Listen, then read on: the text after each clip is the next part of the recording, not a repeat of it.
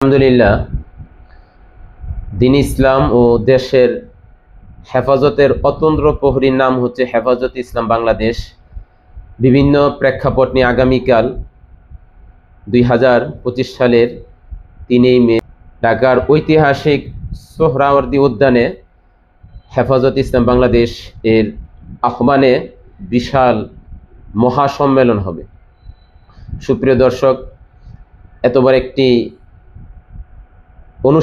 একটি ভালো বরকতময় অনুষ্ঠানে সার্বিক বিবেচনায় উপস্থিত হওয়ার দরকার ছিল, কিন্তু আমার শারীরিক অবস্থায় জন্য আমি হয়তোবা যেতে পারবো না, বা কি শারীরিকভাবে না যেতে পারলেও আমার মন সেখানে থাকবে সবার সাথে।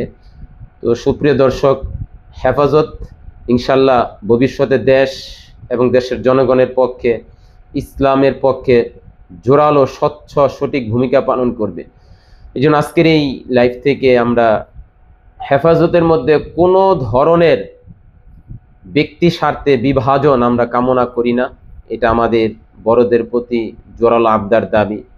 আর অতীতে যারা মুনাফিকগিরি করেছে, গাদ্দারি করেছে, 2-3টা পরিচিত মুখ, তাদের সংযোজন আমরা কামনা করি না।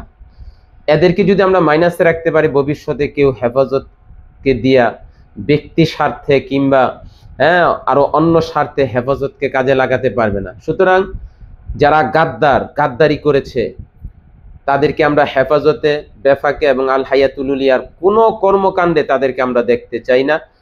এগুলো আমাদের মাঠ পর্যায় থেকে বড়দের প্রতি আবেদন নিবেদন। আমরা আশা করি আগামীকালকের মহাসমাবেশ ইনশাল্লাহ আল্লাহর রহমত, আল্লাহর দয়ায় সফল হবে। ইতিমধ্যেই সারা দেশ থেকে মানুষ ঢাকায় অবস্থান করা শুরু করেছে। বিভিন্ন দূর দূরান্তের লোকেরা, তৌহিদি জনতা ইনশাল্লাহ ঢাকার মধ্যে চলে আসছে। ঢাকার উপকণ্ঠে যারা রয়েছে আগামীকাল ফজরের পর রওনা দিবে, তাদের প্রতি আমার দোয়া থাকবে।